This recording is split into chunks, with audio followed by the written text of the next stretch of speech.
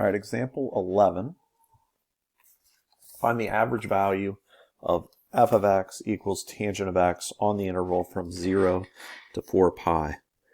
So if you remember from, was it 5.4?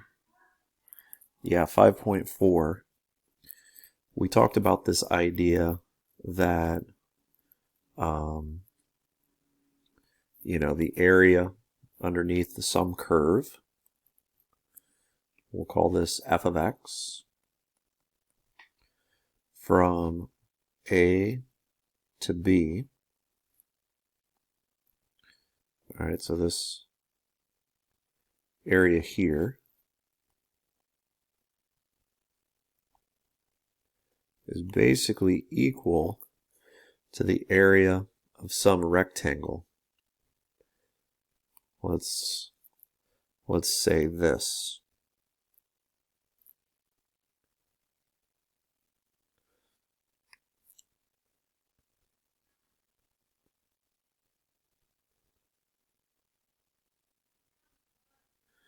Okay, so we know that the integral from a to b of f of x dx will be equal to, this is going to be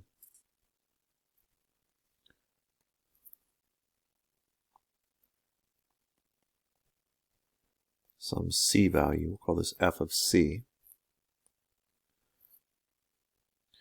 some f of c value times b minus a. b minus a would be the width of the rectangle, f of c would be the height. So this is the average value. So if I multiply 1 over b minus a to both sides, I'll get f of c, which is my average value, 1 over b minus a, times the integral from a to b of f of x dx. They want us to find this, given this. So to set this up, f of c equals 1 over, this is a, this is b, so b minus a would be pi over 4 of the integral from 0 to pi over 4 of tangent of x dx. Okay, we can't really just figure out the antiderivative of tangent of x when it's written this way.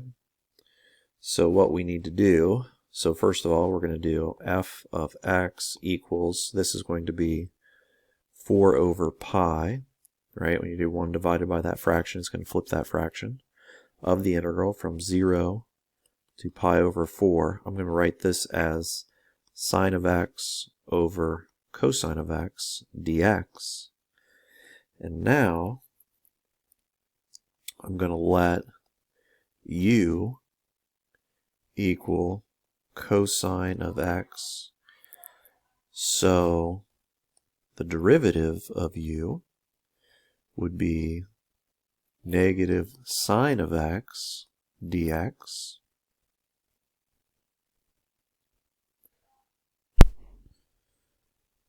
So I have negative sine x dx. So I have sine x dx, so I need a negative here. And then to undo the negative, I'll put a negative out here. Cosine of x, that's going to be u. So now I need to do this. I need to do when x equals 0, u equals cosine of 0, which would be 1. Also, when x equals pi over 4, so we're changing the limits of integration, u equals cosine of pi over 4, which would be the square root of 2 over 2. So now f of c equals negative 4 over pi. The limits of integration are now from 1 to the square root of 2 over 2. This negative sine x dx, that becomes my du, so I'm going to write that as 1 du all over cosine of x, which is u. And now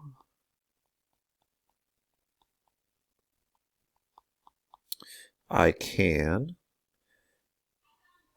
find the antiderivative of 1 over u, which is the natural log of the absolute value of u, and I can evaluate this between 1 and the square root of 2 over 2, which would end up being negative 4 over pi, the natural log of the square root of 2 over 2, minus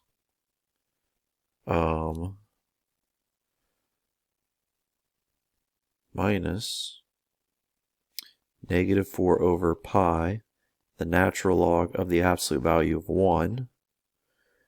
This whole thing would become a 0. So then my answer, the average value, is negative 4 over pi, the natural log of the absolute value of the square root of 2 over 2. That would be our answer there.